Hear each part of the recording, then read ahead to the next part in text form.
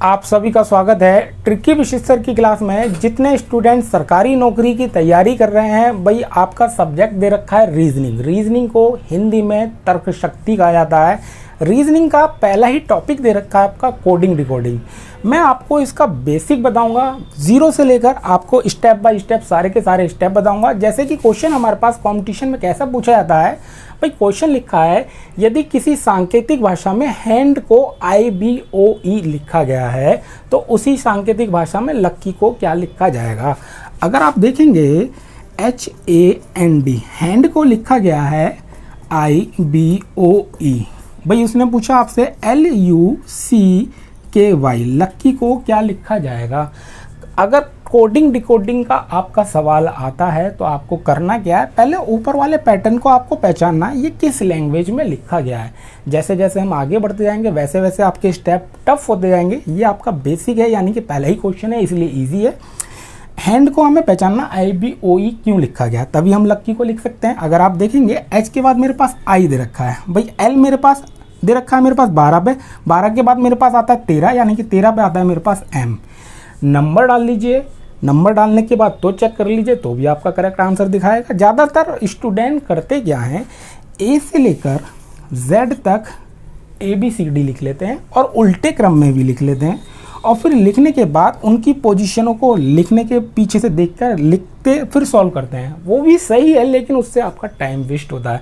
अगर लेटर की आपको पोजीशन पता है तो क्वेश्चन को ईजी सॉल्व किया जा सकता है।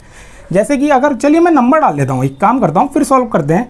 ये मेरे पास 8 पे आता है, ये मेरे पास 1 पे आता है, ये मेरे पास 14 पे, ये मेरे पास 4 पे, भाई ये मेरे पास आता है 9 पे, ये 2 पे, ये मेरे पास 15 पे, ये मेरे पास 5 पे, ये 12, 21, 3, फिर मेरे पास आता है 11, फिर मेरे पास आता है ये 25 पे। अगर आप देखेंगे 8 के बाद 9 नंबर आ गया, नंबर से नंबर को पहचानने में आपको ईजी हो जाएगा। देखेंगे 8 के बाद 9 नंबर आ रहा है, यानी कि एक बढ़ाया। भाई 12 के बाद मैं 13 लिख दूंगा, उसकी पोजीशन लिख दी, एक बढ़ा दिया। भाई 1 के बाद आया आपका 2, यानी कि एक बढ़ाया। 21 के बाद मैं अगला नंबर लिखूंगा, यानी कि 22, 22 पे आता है आपका V। चलिए 14 के बाद आपका 15 लिखा हुआ है, यानी कि मैं 3 के बाद लिख दूंगा मेरे पास 4, यानी कि मेरे पास D। फिर मेरे पास 4 के बाद लिखा हुआ है मेरे पास 5, यानी कि ऊपर वाला पैटर्न मेरा कंफर्म हो गया, एक एक लेटर को बढ़ा रहा है। यानी कि मेरे पास यहाँ आया 11 के बाद आता है मेरे पास 12, 12 पे आता है मेरे पास L। ये दे रखा है 25, 25 के बाद आता है मेरे पास 26, 26 पे आता है मेरे पास Z, यानी कि ये इसका आंसर आ गया। क्वेश्चन जिस लैंग्वेज में लिखा है नीचे वाले को भी उसी लैंग्वेज में लिखा जाता है, तभी आपका आंसर आता है। ये आपका पहला स्टेप है। चलिए दूसरे स्टेप पे देखते हैं। भाई दूसरा मेरे पास क्वेश्चन क्या आएगा।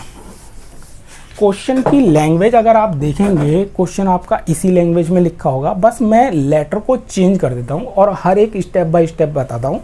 जैसे कि मेरे पास अगला क्वेश्चन आया SAD, भाई सैड को 24 लिख रहा है, कैट को 24 लिख रहा है। मैं सारे के सारे क्वेश्चन में एक ही लेटर का प्रयोग करूंगा जिसका नाम है लक्की।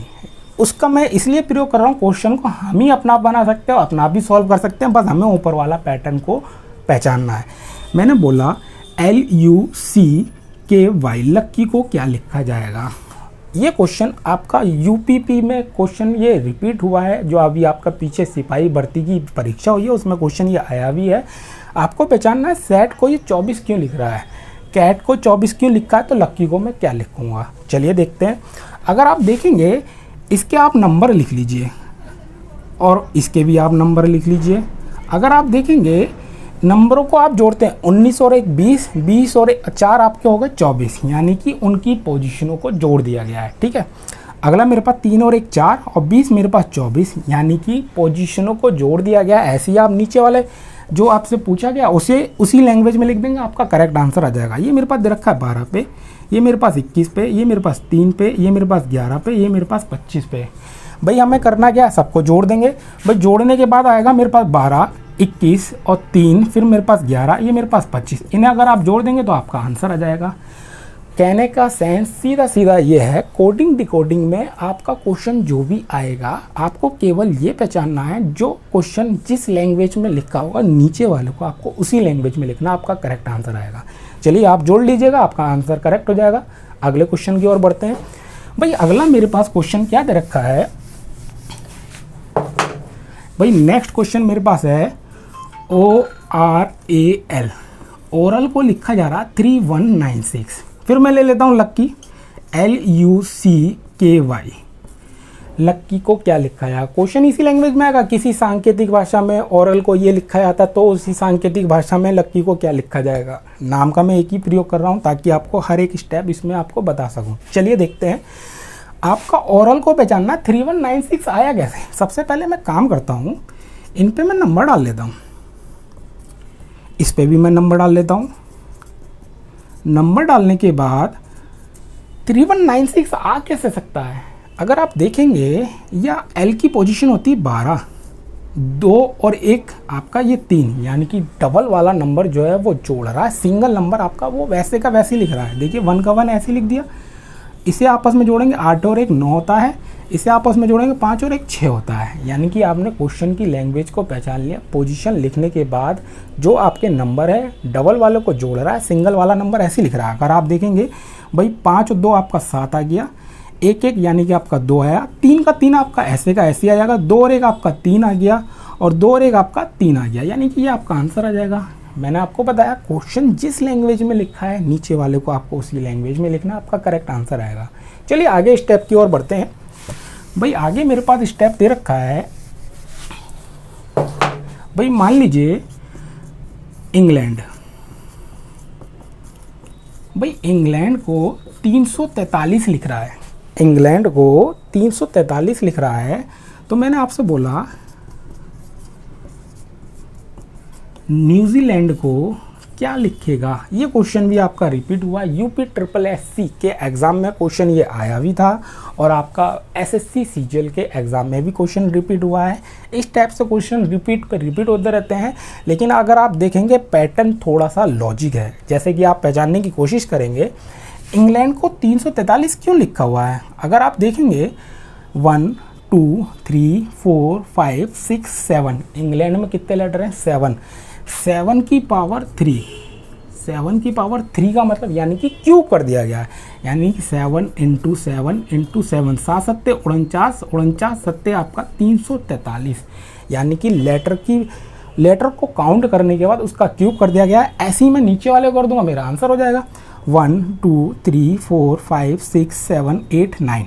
भाई मेरे पास 9 का क्यूब। एक चीज़ और ध्यान रखेंगे, क्यूब को आपको याद करना होगा। अगर याद नहीं है तो सिंपल आप गुणा करके भी आंसर को निकाल सकते हैं, यानी कि 9 × 9 × 9। अगर आप देखेंगे तो 729 जो है ये मेरे पास आंसर आ जाएगा। इसके ऑप्शन दे रखे होंगे ABCD, आपको टिक करना है और आपका करेक्ट आंसर। चलिए आगे स्टेप की ओर बढ़ते हैं। भाई आगे मेरे पास अगला स्टेप दे रखा है, भाई आगे मेरे पास दे रखा है KING, किंग को PRMT लिखा जाता है। फिर मैं ले लेता हूँ लक्की को क्या लिखा है, LUCKY। मैंने आपसे बोला क्वेश्चन लैंग्वेज की आपकी यही रहेगी, बस मैं आपके लेटर को चेंज कर रहा हूँ और आपको पहचानना है ये किस लैंग्वेज में लिखा है। किंग को PRMT कैसे लिखा जाएगा? हाँ, बहुत से लोगों के दिमाग में ये भी आ रही है कि हम इसे पहचाने कैसे। जब मैं आपको इसके सारे के सारे स्टेप बोर्ड पे बता दूंगा, कोई ना कोई स्टेप आपका क्वेश्चन में भी अप्लाई होगा। पहले आप सारे स्टेप सीख लीजिए, उसके बाद क्वेश्चन में अप्लाई कीजिए। फिर भी अगर आपका क्वेश्चन का आंसर नहीं आता तो आप मुझे कमेंट में क्वेश्चन को लिख के सेंड कर सकते हैं। चलिए मैं इसे बताता हूँ, इसे क्वेश्चन को सोल्यूशन कैसे किया गया है। भाई किंग को PRMT कैसे लिखा गया है? अगर आप देखेंगे भाई मेरे पास ABCDEFGHIJKLMNOPQRSTUVWXYZ। अगर आप देखेंगे ये सारे के सारे अपने आप में एक दूसरे के अपोजिट हैं। अपोजिट का मतलब होता है विपरीत अक्षर। A का Z होगा, Z का A होगा, B का Y होगा, Y का B होगा। इसे निकालने का तरीका क्या है वो भी मैं आपको बताता हूँ। जैसे कि ये इसकी पोजीशन लिखी है मेरे पास 11, या तो आप इसमें से देखकर काउंट करके लिख दें तो भी आपका आंसर आ जाएगा, वरना इसका एक दूसरा तरीका है, पोजीशन को लिखने के बाद उसे 27 में से माइनस कर लो तो आपका 16 आएगा और 16 पे आपका P दिखा रहा है। आपके माइंड में एक चीज़ ये भी आ रही होगी, यार मेरे पास 26 लेटर होते हैं सर, आपने 27 में से इसे माइनस क्यों किया? एक नंबर बढ़ाकर पोजीशन को जो माइनस किया जाता है वो अपोजिट वर्ड कहलाता है, ठीक है। ऐसे ही मेरे पास ये 9 पे दे रखा है, इसे भी आप 27 में से माइनस करेंगे तो माइनस करने के बाद आपका 18 आ जाएगा। 18 पे आपका क्या दे रखा है, यानी कि R। फिर मेरे पास ये दे रखा है 14, मैं आपको कर करके इसलिए दिखा रहा हूँ ताकि आप थोड़ा सा सीख सकें। 27 में से मैं अगर आप 14 को माइनस करता हूँ तो मेरे पास आता है 13, 13 पे आता है मेरे पास M। ऐसे ही मेरे पास आता है G यानी कि 7 पे, इसे 27 में से अगर मैं माइनस करता हूँ तो माइनस करने पे आता है मेरे पास 20, 20 पे आता है मेरे पास T। ऊपर वाला क्वेश्चन का पैटर्न हमें समझ में आ गया, यानी कि ये अपोजिट वर्ड लिखे हैं। ऐसे ही आप नीचे वाले का अपोजिट वर्ड निकाल देंगे, हमारा आंसर आ जाएगा, या इसमें से आप छाट के लिख देंगे तो भी हमारा आंसर आ जाएगा। भाई L, मैंने कहा L का हमारे पास आता है 12। अगर आप देखेंगे इसे 27 में से थोड़ा सा मैं नीचे रफ कर देता हूँ। भाई L आता है मेरे पास 12, 27 में से अगर आप 12 को माइनस करेंगे तो आपका आया 15, 15 पे क्या आता है आपका O, ठीक है। U आता है आपका 21 पे, 21 को 27 में से माइनस करेंगे आपका आएगा 6, 6 पे आपका आता है F, ठीक है। फिर उसके बाद हमारे पास दे रखा है भाई ये 3, 3 को 27 में से माइनस करेंगे, माइनस करने के बाद हमारे पास आएगा 24, 24 पे हमारे पास आता है X। ये आता है मेरे पास 11 पे। 27 में से 11 को अगर माइनस करेंगे तो माइनस करने के बाद आता है मेरे पास 16, 16 पे आता है आपका P, ठीक है। और Y का हमारे पास दे रखा है 25, यानी कि 27 में से अगर आप 25 को माइनस करेंगे तो माइनस करने के बाद आता है आपके पास 2, 2 पे आता है हमारे पास B। यानी कि एक दूसरे का अपोजिट निकालने के बाद L का मेरे पास ये आया, U का मेरे पास 21 था, अपोजिट निकाला तो 6 आ गया, 3 का अपोजिट मेरे पास 24 आ गया, और आप देखेंगे 11 का अपोजिट आपका 16 आ गया, ये आपका 25 है, इसका अपोजिट आपका B आ गया, ये आपका आंसर आएगा। इसे करने का एक तरीका और भी है। भाई ये आपका दे रखा है 1 और ये आपका दे रखा है 26, दोनों के नंबरों को अगर आप जोड़ते हैं तो जोड़ने के बाद इसका टोटल होता है 27। अगर टोटल 27 आ रहा है तो उसका मतलब है वो आपका अपोजिट वर्ड लिखा हुआ है। ये आपका 2 है, ये आपका 25 है, दोनों को अगर आप जोड़ते हैं तो आपका 27 हो रहा है, यानी कि अपोजिट वर्ड लिखा हुआ है। अगर आप अपोजिट वर्ड निकालेंगे 27 में से माइनस कर दो तो भी आपका आंसर आएगा, या उस नंबर में एक ऐसा नंबर क्या जोड़ें जिससे आपका टोटल 27 हो जाए तो भी अपोजिट वर्ड आएगा। आई होप आपको समझ में आया होगा। चलिए नेक्स्ट क्वेश्चन पे बढ़ता हूँ। भाई मेरे पास नेक्स्ट क्वेश्चन दे रखा है,